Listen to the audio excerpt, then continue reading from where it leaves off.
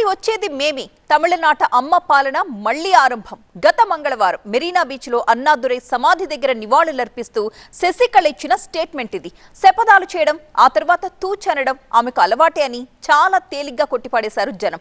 కానీ matter very serious అంటూ యాక్షన్లోకి దిగిపోయారు చిన్నమ్మ. కొత్త పార్టీకి ముహూర్తం కూడా పెట్టేసుకున్నారు.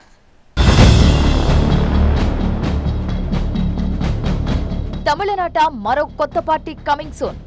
అసెంబ్లీ ఎన్నికల వేళ చిన్నమ్మ సర్ప్రైజ్. శశికళ శకం మళ్లీ మొదలవుతుందా? ఆమెకు అంత సినిమా ఉన్నట్టా లేనట్టా? తమిళనాడు పొలిటికల్ ఐకాన్ జయలలితకు ప్రధాన చెలికత్తెగా పేరున్న శశికళ చాలా గ్యాప్ తర్వాత మళ్లీ యాక్టివ్ అవుతున్నారు. రాజకీయాల్లో సత్తా చాటుతానంటూ శపథం చేస్తున్నారు. అవినీతి కేసుల్లో జైలు పాలై 4 ఏళ్ల కారాగారం తర్వాత అన్నాడీఎంకే నుంచి బహిష్కరణకు గురై నేను ఉన్నానంటూ అప్పుడప్పుడు మెరుస్తూ వచ్చిన శశికళ ఇకపై సొంత పార్టీ పెట్టి సీరియస్ పాలిటిక్స్ షురూ చేస్తారట. நமக்கு எதிரியே இல்லைப்பா, கண் தொலைவு வரைக்கும் பார்க்குறோம், எதிரியே இல்லைன்னு இருக்கு. நான் ஒருத்தி இருக்கிறதே மறந்துடுது. దేవర సామాజిక వర్గాన్ని ఒకే తాటిపైకి తీసుకొచ్చి పొలిటికల్ అడ్వాంటేజ్ పొందాలి అన్నది శశికళ తాజా ఐడియా. దేవర్ల కులదైవం పసుంపొన్ ముత్తురామలింగ సమాధి దగ్గరే పార్టీపై కీలక ప్రకటన చేస్తారని తెలుస్తోంది.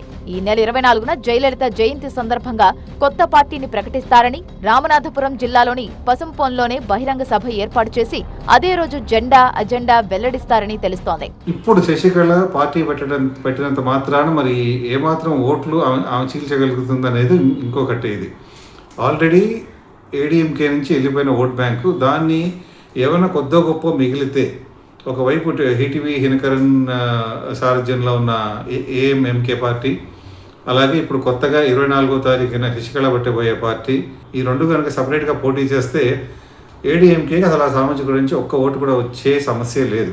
అన్నాడీఎంకేలోకి మళ్లీ రావాలని, పార్టీని మళ్లీ చేతికి తీసుకోవాలని 7-8 ఏళ్లుగా ప్రయత్నిస్తూనే ఉన్నారామె.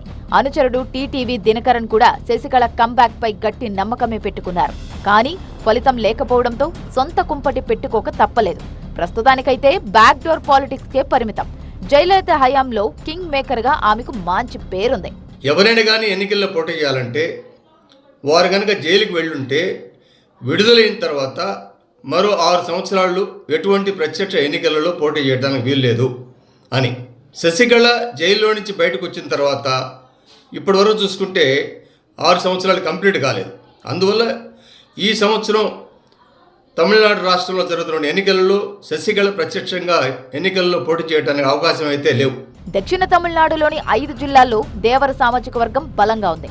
ఇక్కడ శశికళ చక్రం తిప్పే అవకాశాలైతే ఉన్నాయి. స్టాలిన్ ని మళ్లీ పవర్లోకి రానివ్వనని ఛాలెంజ్ అయితే చేశారు. కానీ ఆమె పెట్టే కొత్త పార్టీతో పరోక్షంగా అన్నాడీఎంకే బీజేపీ కూటమికి నష్టం వాటిల్లే అవకాశం ఉంది. మరోవైపు ఇట్స్ టూ లేట్ అనే వాదన కూడా లేకపోలేదు. ఎందుకంటే మరో 2 నెలల్లో ఎన్నికలొచ్చేస్తాయి. ఈ చిన్న గ్యాప్ లో శశికళ ఏం మాయ చేస్తారో చూడాలి.